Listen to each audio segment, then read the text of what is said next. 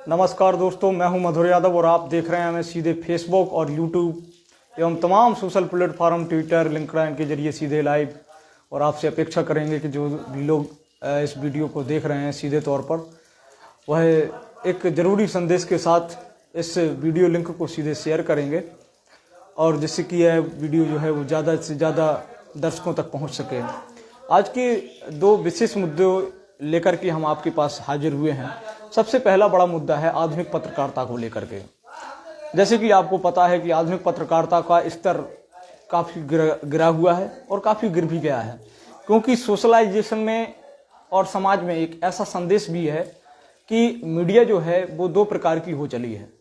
एक सबसे मशहूर, जिसको हम गोदी मीडिया के नाम से पुकारते हैं, साफ तौर पर सरकार और सत्ताधारियों की चमचागिरी करने वाली मीडिया, और दूसरी एक जहां और निष्पक्ष मीडिया का दावा किया जाता है।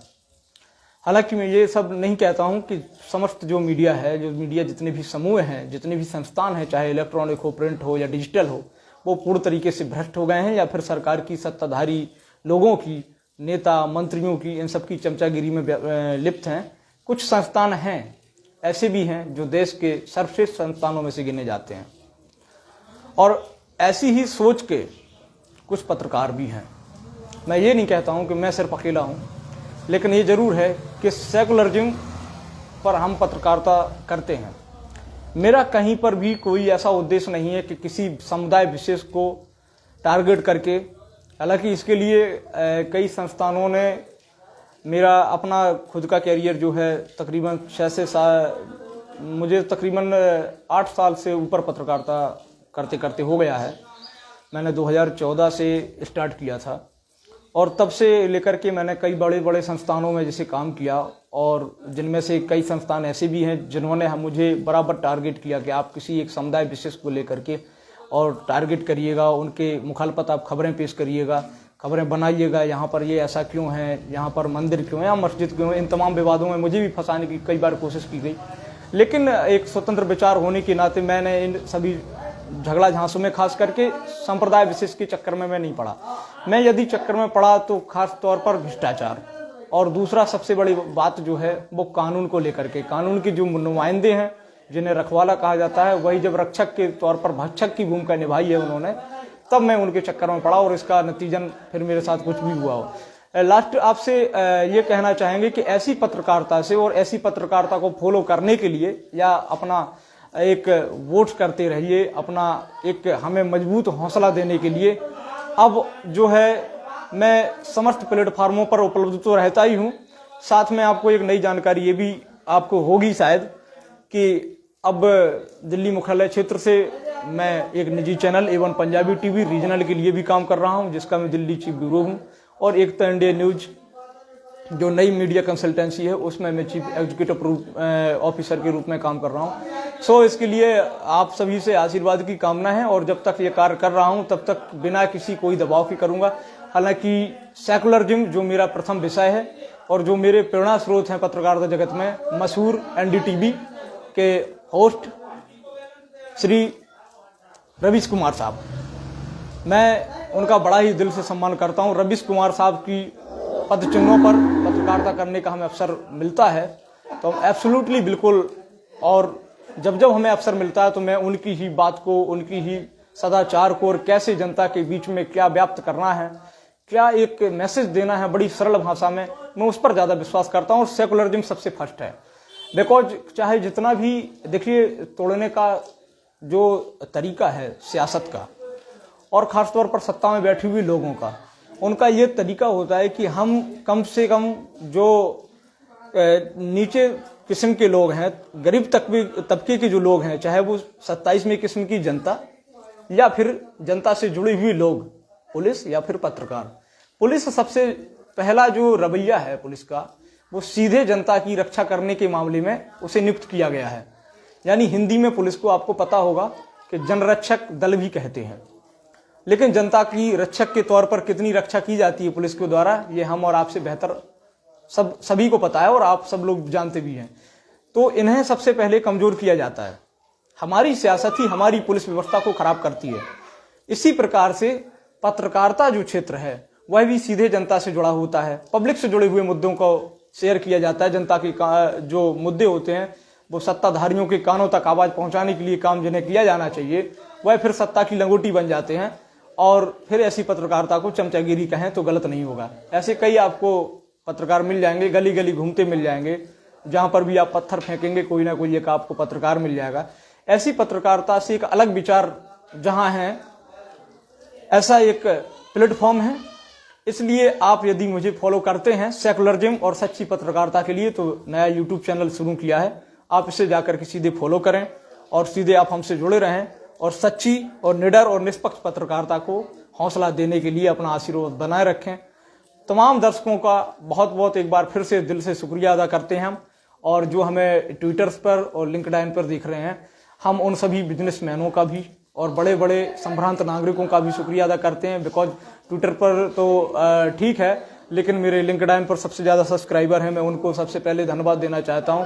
और लिंक्डइन पे कुछ हमारे परदेसी साथी भी हैं जो इंडिया से हटके हैं, मैं उनको भी धन्यवाद देना चाहता हूं कि वह हमें फॉलो करते हैं हमारे साथ में। और लिंक्डइन पर सीधे जो जुड़े हैं वो सलीम साहब हैं। जी हाँ, सलीम साहब जॉर्डन जी, आप जॉर्डन से जुड़े हैं, बहुत बहुत धन्यवाद आपका सलीम साहब जी। बिल्कुल आप लिख रहे हैं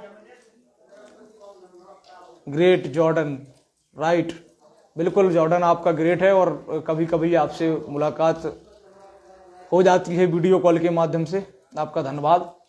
और हमें जो इस समय पर देख रहे हैं, जो खास हमारे मेहमान के तौर पर हरीश हराया जी भी हमें देख रहे हैं मुंबई से, आप फिल्म अभिनेता हैं, आपका भी बहुत बहुत धन्यवाद, आपका आशीर्वाद मिलता रहा है। और इसी विचारधारा को ज़्यादा से ज़्यादा लोगों तक पहुँचें। और आजकल जो हमें फॉलो करते हैं वो ये नहीं समझ पाते हैं कि आखिर हम किस विचारधारा की पत्रकारिता करते हैं, या फिर पत्रकारिता करते हैं तो कहाँ करते हैं, किस उद्देश्य से करते हैं, क्या हमारा स्तर है।